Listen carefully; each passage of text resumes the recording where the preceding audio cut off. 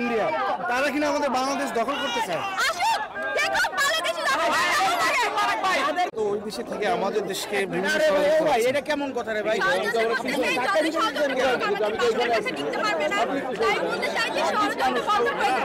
বাংলার মানুষ এখনো অনেক সাবধান আছে, এখনো হুঁশিয়ার আছে। এই বাংলায় যদি আসেন, ফাঁসি ছাড়া আপনার কপালে আর কিছুই থাকবে না।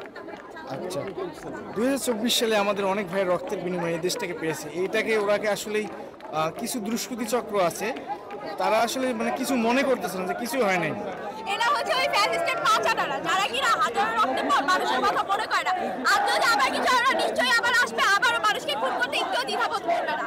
তো ওদের জন্য আমাদের সবসময় হুঁশিয়ার আর সাবধান থাকা লাগবে।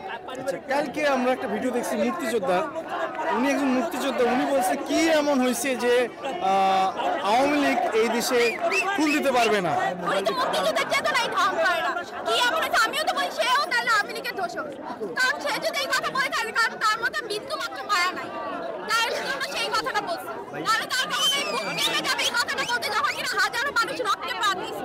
আমার ভাই বোনেরা হাজারো মানুষ ওরা রক্তে প্রাণ দিয়েছে, মুখ কেঁপে যাওয়ার কথা, বাসায় কান্না করতে করতে জীবন শেষ। আর ওদের পরে একটু পারে, ওরা বলবেই আসুক, সামনে আসুক, সামনে এসে বলুক। ওই সোশ্যাল মিডিয়ায় সবাই বলতে পারে, সামনাসামনি কেউ পারে না। কেমন বাংলাদেশ চান আপনি? বাংলাদেশ চাই, প্রথমত ফ্যাসিস্ট হাসিনা ফাঁসি চাই। তারপরে তো আমাদের এই বাংলাদেশে কোনো বৈষম্যের ঠাঁই হবে না, এবং একটা সুষ্ঠু নির্বাচন হবে, যার মাধ্যমে জনগণের সরকার হবে। এবং প্রত্যেকটা সরকারকে বলতে চাই যে পরবর্তীতে আপনারা কিছু করার আগে 100 বার ভাববেন। বাংলার মানুষ কিন্তু আর দমে নাই, সবসময় হুঁশিয়ারি থাকবেন এবং ভালো মতো দেশটাকে চালাবেন, এটাই বলতে চাই। আচ্ছা, আপনি হয়তো জানেন যে আমাদের পার্শ্ববর্তী দেশ, তারা হয়তো আপনি সোশ্যাল মিডিয়া চালান, মলম সাংবাদিক যেটা যে বাংলাদেশ থাকবে না, বাংলাদেশ না খেয়ে মরবে, ওদের এত মায়া কান্না কেন?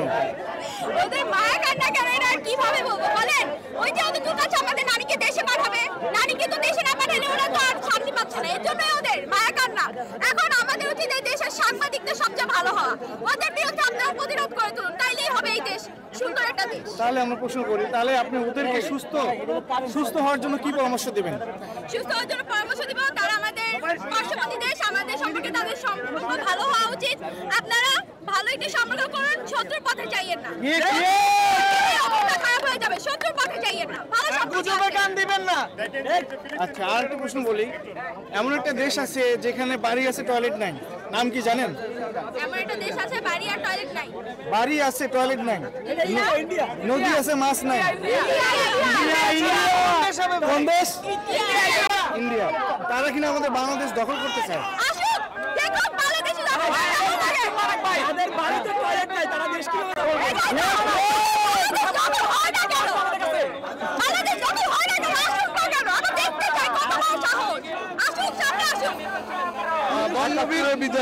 বঙ্গবীর কাদের সিদ্দিকী বলছেন কালকে যে বাংলাদেশ দখল করতে পারে, কিন্তু বাঙালিদের হজম করতে পারবে না।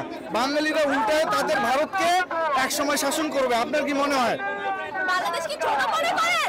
বাংলাদেশে প্রতিটা কোণায় কোণায় মানুষ আছে, এত সহজ মনে করেন না। বাংলাদেশ কিন্তু সুন্দর, আসতে পারবেন না বাংলাদেশে। বাংলাদেশ রক্ত দিতে জানে, বাংলাদেশ একতা আছে, সেটা ভারতের নাই। 2024 দেখছে, 1971 সালে প্রত্যেকবার দেখছে।